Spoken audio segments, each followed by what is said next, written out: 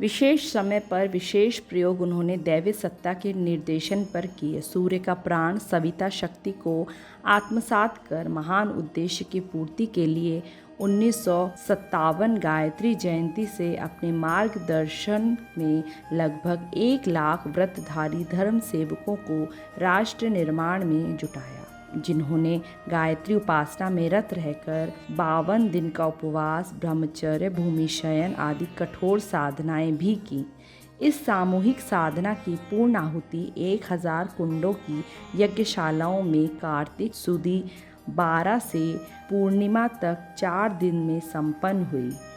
23 से 26 नवंबर 1958, जिसमें लाखों यज्ञिकों के द्वारा आहुतियां दी गई।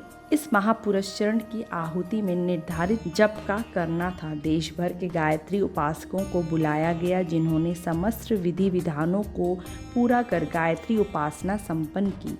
ज्ञान वृद्ध, आयु वृद्ध, लोक सेवी, पुण्यात्मा, संत पुरुषों के पते भी मंगाए गए। पता लगाकर ऐसे सभी मथुरा में सन 1958 में सहस्त्र कुंडीय यज्ञ में आमंत्रित किए गए। प्रसन्नता की बात थी कि उनमें से एक भी अनुपस्थित नहीं रहा।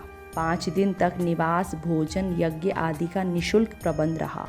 विशाल यज्ञशाला, प्रवचन, मंत्र, रोशनी, पानी, सफाई आदि का सुनियोजित प्रबंध था। मथुरा वृंदावन मार्ग पर 7 मील के घेरे में 7 नगर बसाए गए।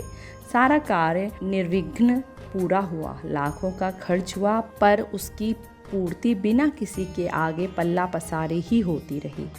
उसकी कुछ रहस्यमय विशेषताएं ऐसी थी जिनके संबंध में सही बात कदाचित ही किसी को मालूम हो। 1 लाख नैष्ठिक गायत्री उपासक देश के कोने कोने में से आमंत्रित किए गए। वे सभी ऐसे थे जिन्होंने धर्म तंत्र से लोक शिक्षण का काम हाथों हाथ संभाल लिया और इतना बड़ा हो गया कि जितने की भारत के समस्त धार्मिक संगठन मिलकर भी पूरे नहीं होते। इन व्यक्तियों से परम पूज्य गुरुदेव का भौतिक परिचय बिल्कुल न था, पर उन सबके पास निमंत्रण पत्र पहुँचे और वे अपना मार्ग वे खर्च करके भागते चले आए। यह एक पहेली है जिसका समाधान ढूंढ पाना कठिन है। दर्शकों की संख्या मिलाकर 10 लाख तक प्रतिदिन पहुंचती रही। इन्हें 7 मील के घेरे में ठहराया गया था। किसी को भूखा नहीं जाने दिया, किसी से भोजन का मूल्य नहीं मांगा गया। खाद्य सामग्री मुट्ठी भर ही थी, इतनी जो एक बार में 20,000 के लिए भी पर्याप्त न थी, पर भंडार अक्षय हो गया।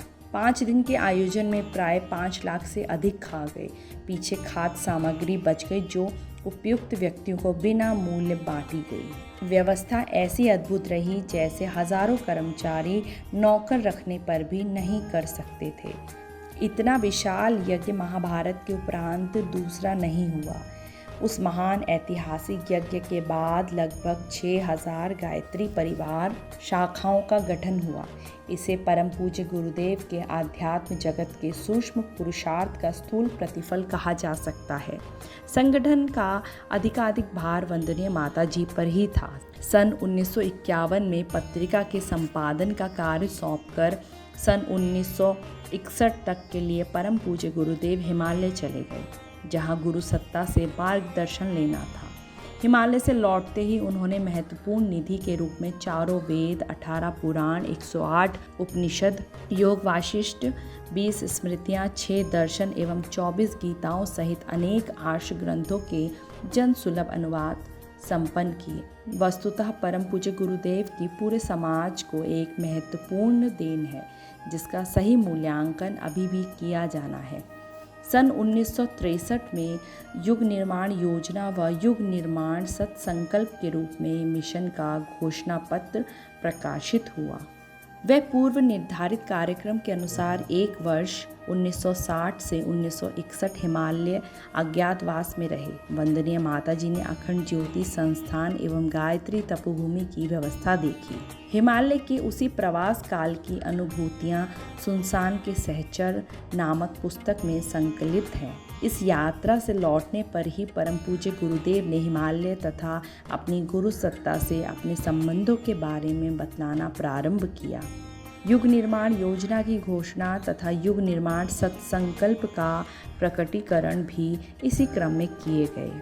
उसी समय उन्होंने वह घोषणा भी कर दी थी कि वह मात्र 10 वर्ष के लिए आए हैं। इसके बाद सन 1971 में अनिश्चित काल के लिए हिमालय चले जाएंगे, मथुरा छोड़ देंगे।